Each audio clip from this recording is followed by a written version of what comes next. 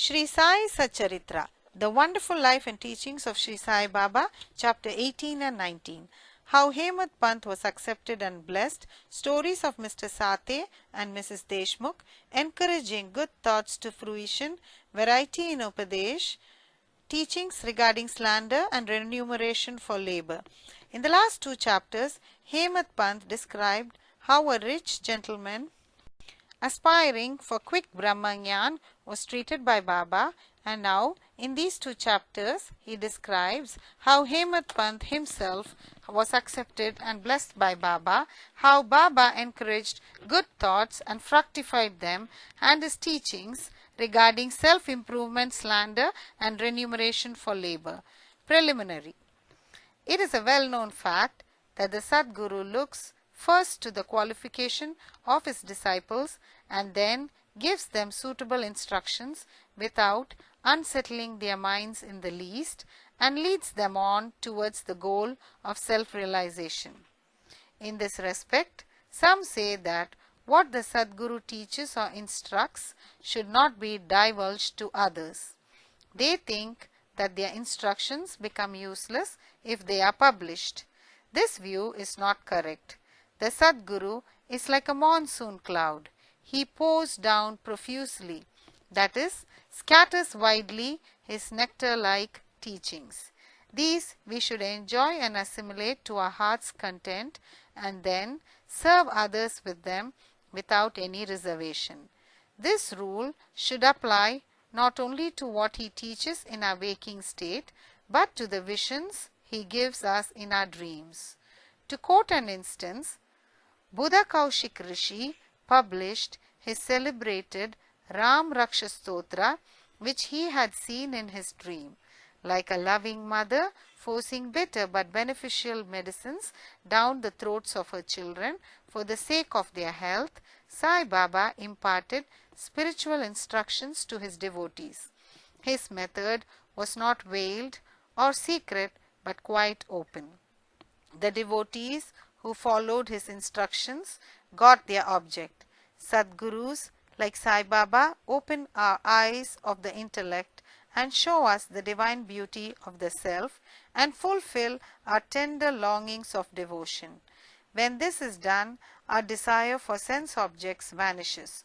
Twin fruits of Vivek or discrimination and Vairagya or dispassion or non-attachment come to our hands, and knowledge sprouts up even in the sleep. All this we get when we come in contact with saints or Sadguru, serve them and secure their love. The Lord, who fulfills the desires of his devotees, comes to our aid, removes our troubles and sufferings, and makes us happy. This progress or development is entirely due to the help of the Sadguru, who is regarded as the Lord himself. Therefore, we should always be after the Sadguru, hear his stories, fall at his feet and serve him. Now, we come to our main story. Mr. Sathe. There was a gentleman named Mr. Sathe who had attained some publicity many years ago during Crawford regime, which was put down by Lord Ray, the governor of Mumbai. He suffered severe losses in trade. Other adverse circumstances gave him much trouble and made him sad and dejected. Being restless, he thought of leaving home and going out to a distant place. Man does not generally think of God, but when difficulties and calamities overtake him, he turns to him and prays for relief. If his demerits have come to an end, God arranges his meeting with a saint who gives him proper directions regarding his welfare. Mr. Sathe had similar experience. His friends advised him to go to Shirdi, where so many people were flocking to get Sai Baba's darshan for getting peace of mind and the satisfaction of their wants. He liked the idea and at once came to Shirdi in 1917. Seeing Baba's form, which was like eternal Brahma, Self-luminous, peerless and pure, his mind lost its restlessness and became calm and composed. He thought that it was the accumulation of merits in his former births that brought him to the holy feet of Baba. He was a man of strong will. He at once started to make a Parayan study of Guru Charitra. When the reading was finished in the Saptaha or 7 days, Baba gave him a vision that night. It was to this effect. Baba, with Guru Charitra in his hand, was explaining its contents to Mr. Sathe, who was sitting in front and listening carefully. When he woke up, he remembered the dream and felt very happy. He thought that it was extremely kind of Baba, who awakens souls like his that are snoring in ignorance and makes them taste the nectar of Guru Charitra. Next day, he informed Kaka Sahib Dikshit of this vision and requested him to consult Sai Baba regarding its meaning or significance, whether one saptaha or week's reading was sufficient or whether he should begin again. Kaka Sahib Dikshit, when he got a suitable opportunity, asked Baba, Deva, what did you suggest to Mr. Sathe by this vision? Whether he should stop or continue the saptaha. He is a simple devotee. His desire should be fulfilled. Then Baba replied, he should make one more saptaha of the book. If the work be studied carefully, the devotee will become pure and will be benefited. The Lord will be pleased and will rescue him from the bondage of the mundane existence. At this time, Hemad Pant was present there. He was shampooing Baba's legs. When he heard Baba's word, he thought in his mind, what? Mr. Sathe read for a week only and got a reward, and I am reading it for 40 years with no result. His 7 days stay here becomes fruitful, while my 7 years stay from 1910 to 1917 goes for nothing. Like a chatak bird, I am ever waiting for the merciful cloud, Baba, to pour its nectar on me and bless me with his instruction. No sooner did this thought cross his mind, Baba knew it then and there.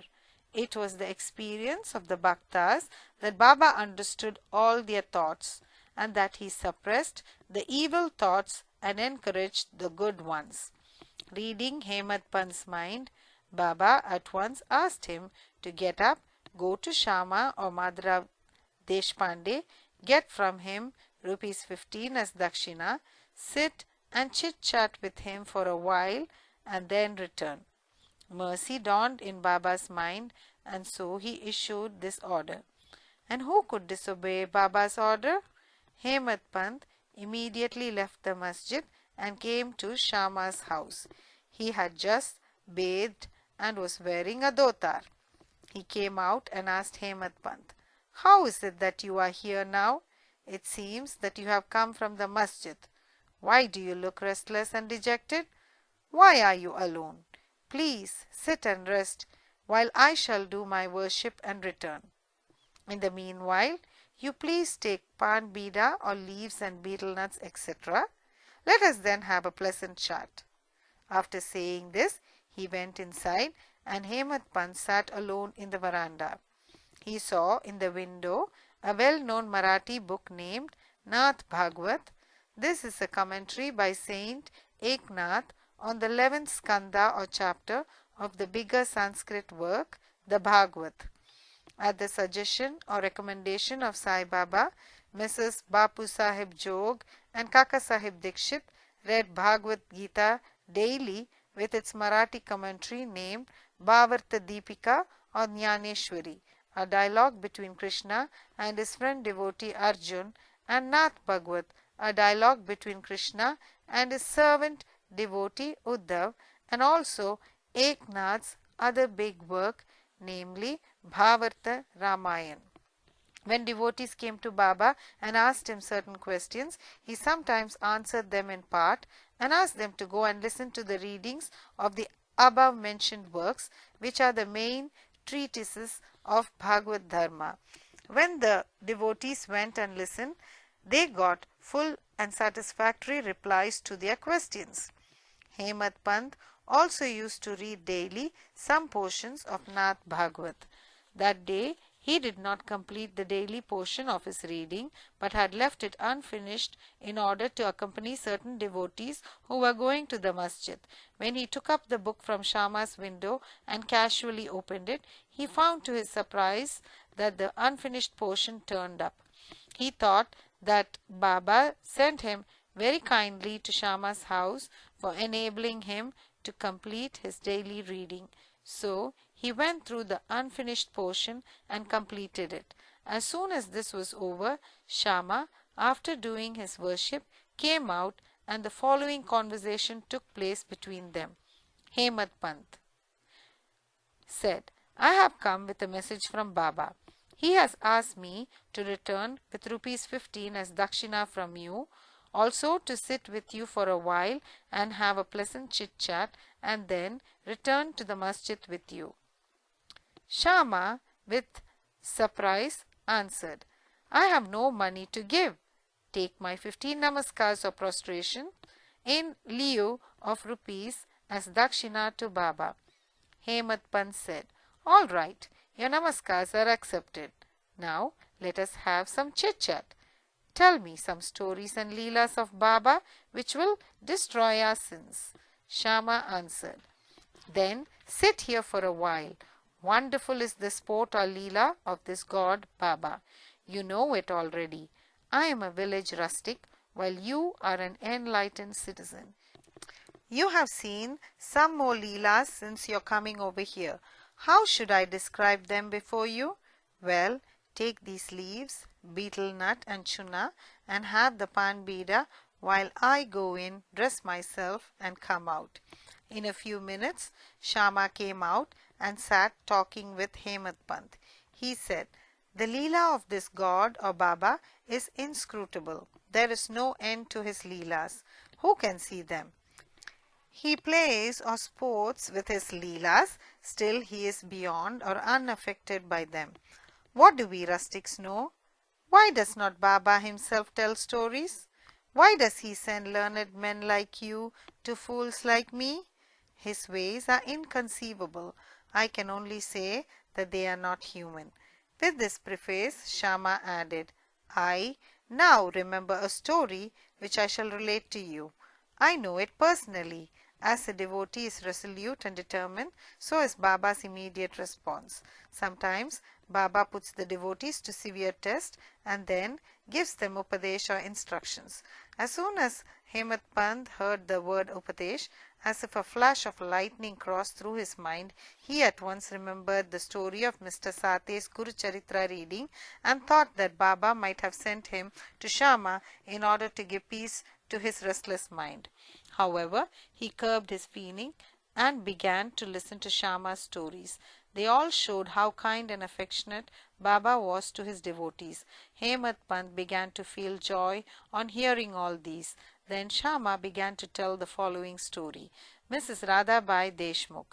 There was an old woman by name Radhabai. She was the mother of one Kashaba Deshmukh. Hearing Baba's fame, she came to Shirdi with the people of Sangamner. She took Baba's darshan and was much satisfied. She loved Baba intimately and resolved in her mind that she should accept Baba as her guru and take some upadesh from him. She determined to fast herself unto death so long as Baba did not accept her and give her any upadesh or mantra. She stayed in her lodging and stopped taking any food or water for 3 days. I was frightened by this ordeal of the old woman and interceded with Baba on her behalf. I said, Deva, what is this you have started? You draw so many persons here. You know that old lady. She is very obstinate and depends on you. She has resolved to fast unto death. If you don't accept and instruct her, if anything worse happens, people will blame you and say that Baba did not instruct her, and in its consequence she met her death. So take some mercy on her, bless her and instruct her. On seeing her determination, Baba sent for her and made her change her mind by addressing as follows. O mother, why do you have to subject yourself to unnecessary tortures? You are my mother and I am your child. Take pity on me and hear me through. I tell you my own story, which, if you listen carefully, will do you good. I had a guru. He was a great saint and most merciful. I served him long, very long. Still, he would not blow any mantra into my ears. I have keen desire never to leave him, but to stay with and serve him, and at all costs receive some instructions from him. But he had his own way. He first got my head shaved and asked me for 2 paisa as dakshina. I gave him the same at once. You may say that, as my guru was perfect, why should he ask for money, and how should he be called desireless? The reply is that he never cared for coins. What had he to do with them? His 2 paise were, number 1, firm faith, and number 2, patience or perseverance. I gave these 2 paise to him, and he was pleased. I resorted to my guru for 12 years. He brought me up. There was no dearth of food and clothing. He was full of love, or say he was love incarnate. How can I describe it? He loved me most. Rare is a guru like him. When I looked at him, he seemed as if he was in deep meditation, and then we were both filled with bliss. Night and day I gazed at him, with no thought of hunger and thirst. Without him I felt restless. I had no other subject to meditate, nor any other thing than my guru to attend. He was my sole refuge. My mind was always fixed on him. This nishtha of firm faith is 1 paisa of dakshina. Saburi, patience or perseverance, is the other paisa. I waited patiently and served my guru. This saburi will ferry you across the sea of this mundane existence. Saburi removes all sins and afflictions, gets rid of calamities in various ways, and casts aside all fear and ultimately gives you success. Saburi is the mine of virtues, consort of good thought. My guru never expected any other thing from me. He never neglected me, but protected me at all times. I lived with him and was sometimes away from him. Still, I never felt the absence of his love. He always protected me by his glance, just as the tortoise feeds her young ones, whether they are near her or away on the other side of the bank, by her loving glances. O mother, my guru never taught me any mantra. Then how shall I blow any mantra in your ears? Just remember that Guru's tortoise-like loving glance gives us happiness. Do not try to get mantra or upadesh from anybody. Make me the sole object of your thoughts and actions, and you will no doubt attain Paramartha, or the spiritual goal of life. Look at me wholeheartedly, and I, in turn, look at you. Sitting in this masjid, I speak the truth, nothing but the truth. No sadhana or proficiency in the 6 Shastras is necessary. Have faith and confidence in your Guru. Believe that Guru is the sole actor or doer. Blessed is he who knows the greatness of his Guru and thinks him to be Hari, Hara and Brahma, or Trimurti incarnate.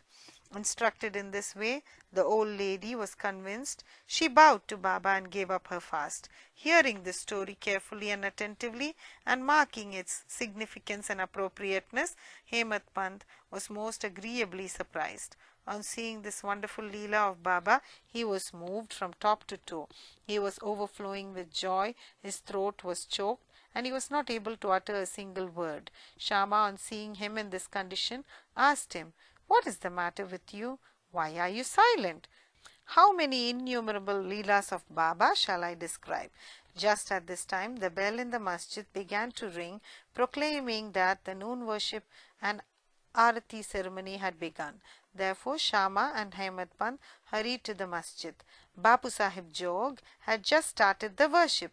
Women were up in the masjid and men were standing below in the open courtyard, and they were all singing the Arati in chorus to the accompaniments of drums. Shama went up, pulling Hemad Pant with him. He sat to the right and Hemad Pant in front of Baba. On seeing them, Baba asked Hemad Pant to give the dakshina brought from Shama. He replied that Shama gave namaskars in lieu of rupees and that he was there in person. Baba said, "All right, now let me know whether you both had a chit-chat, and if so, tell me all that you talked about."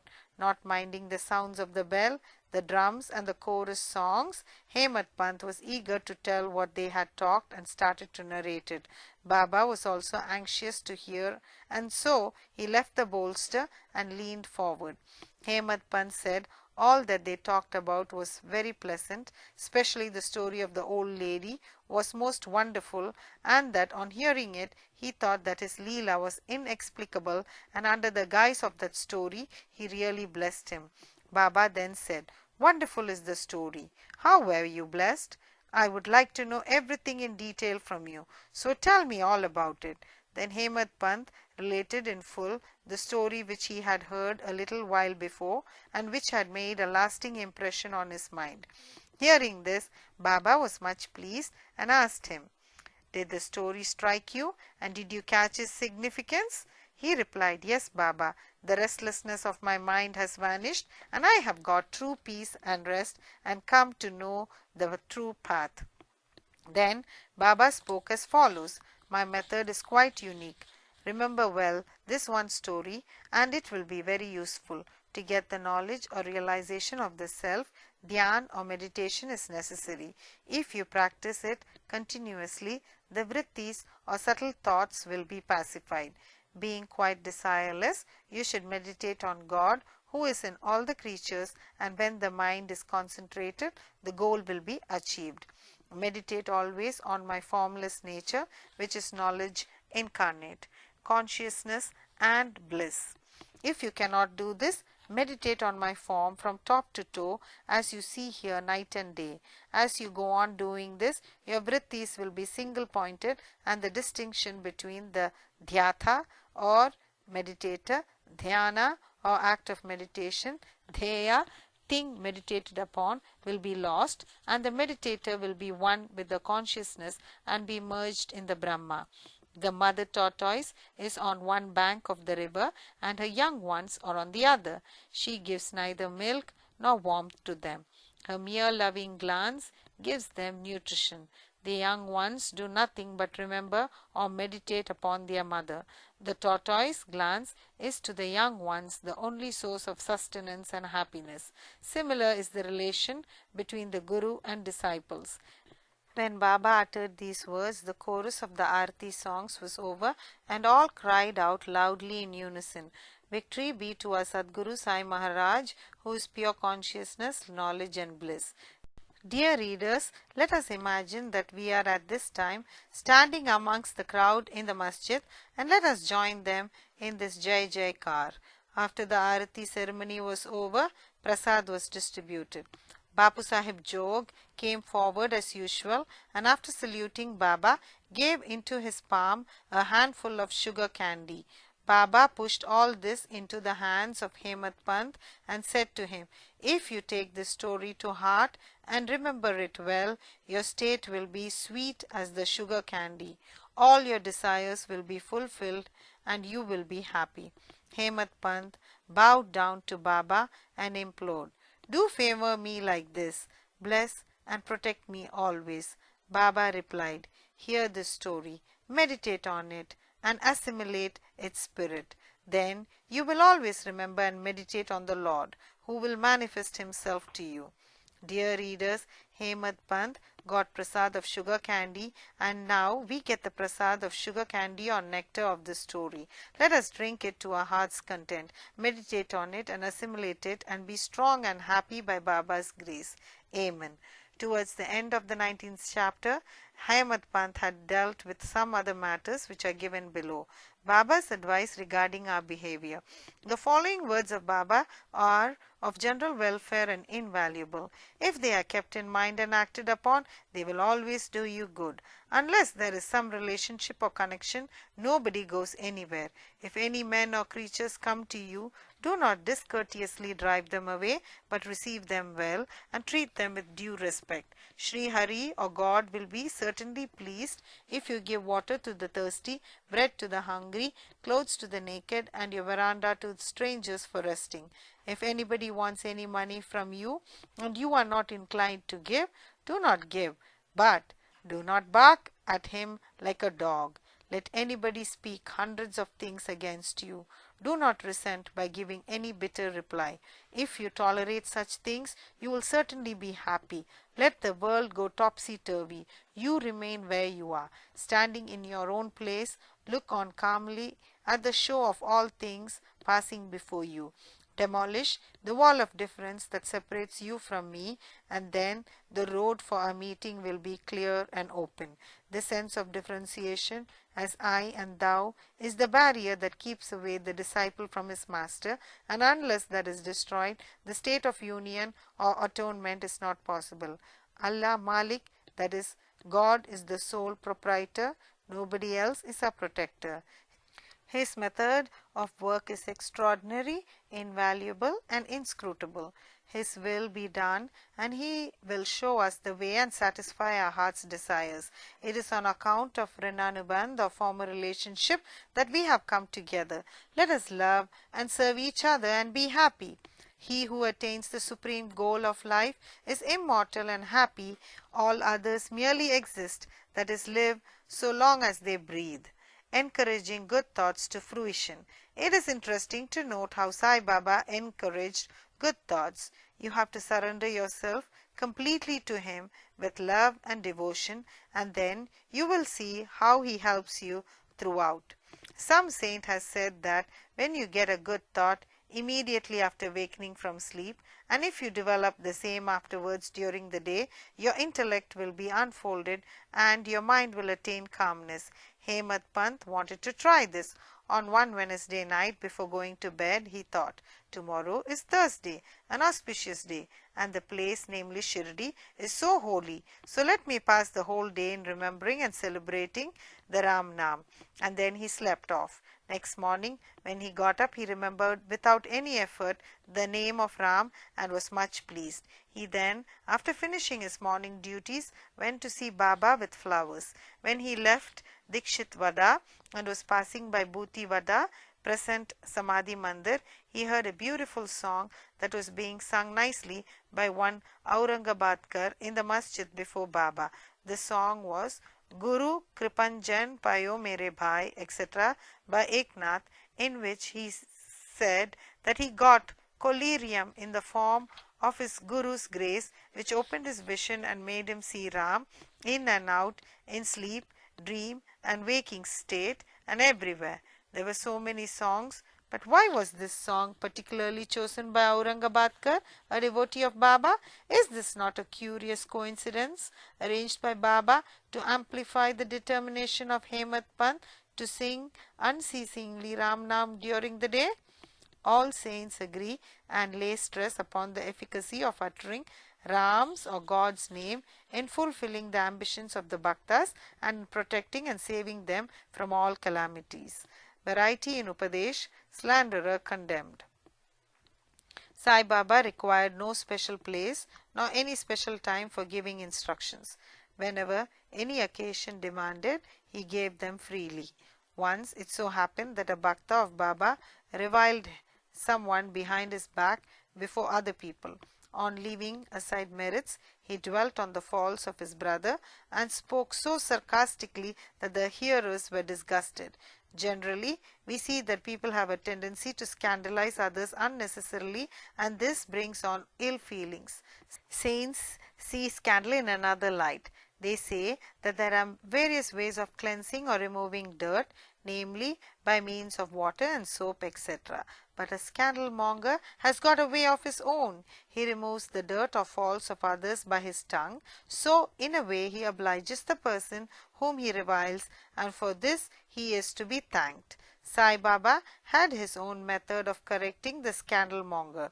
He knew by his omniscience what the slanderer had done, and when he met him at noon near the Lendi, Baba pointed out to him a pig that was eating filth near the fence and said to him, "Behold, how, with what relish it is gulping filth. Your conduct is similar.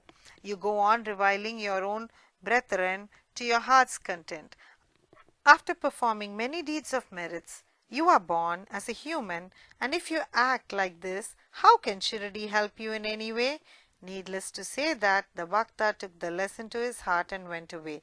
In this way, Baba went on giving instructions whenever necessary.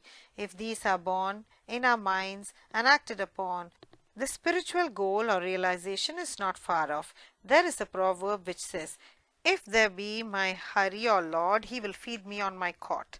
This proverb is only true in respect of food and clothing. But if anyone believing this sits idle and does nothing in spiritual matters, he will be ruined. One has to exert himself to his utmost for attaining self-realization. The more he endeavors, the better for him. Baba said that he was omnipresent, transcending land, air, world, light and heaven, and that he was not localized. To remove the misunderstanding of those who thought that Baba was only his body, 3.5 cubits in length, he incarnated himself in this form, and if any devotee meditated on him day and night with complete self-surrender, he experienced complete union with him, like sweetness and sugar, waves and sea, eye and its sight. He who wants to get rid of the cycle of births and deaths should lead a righteous life with his mind calm and composed. He should not speak harshly to anyone so as to hurt him. He should always engage himself in good actions, should do his duties and surrender himself, heart and soul to him. He need not then be afraid of anything. He who trusts him entirely hears and expounds his leelas and does not think of anything else is sure to attain self-realization. Baba asked many to remember his name and to surrender to him, but to those who wanted to know who they were or who am I, he advised Shravan or study and Manan or contemplation. To some he advised remembering God's name, to others hearing his leelas, to some worship of his feet, to others reading and studying Adhyatma, Ramayan, Dhyaneshwari and other sacred scriptures. Some he made sit near his feet, some he sent to Kantoba's temple, and some he advised the repetition of the 1,000 names of Vishnu, and some the study of Chand Yoga, Upanishads and Gita. There was neither any limit nor any restriction to his instructions. He gave in person or by visions and dreams. To someone addicted to drink, he appeared in his dream, sat on his chest, pressed it and left him after he gave a promise not to touch liquor any more. To some, he explained some mantras like Guru Brahma in dreams. To some devotee who was practicing Hatha Yoga, he sent word that he should leave off Hatha Yoga practices, sit quiet and wait, saburi. It is impossible to describe all his ways and methods. In ordinary worldly dealings, he set examples by his actions. One which is given below. Remuneration for labor. One day at noon, Baba came near Radha Krishnamayi's house and said, "Bring me a ladder." Some men brought it and set it against the wall of a house as directed by Baba.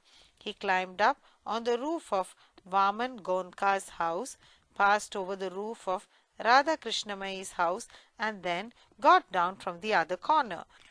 What object Baba had, none could know. Radha Krishnamayi was at that time shivering with malaria.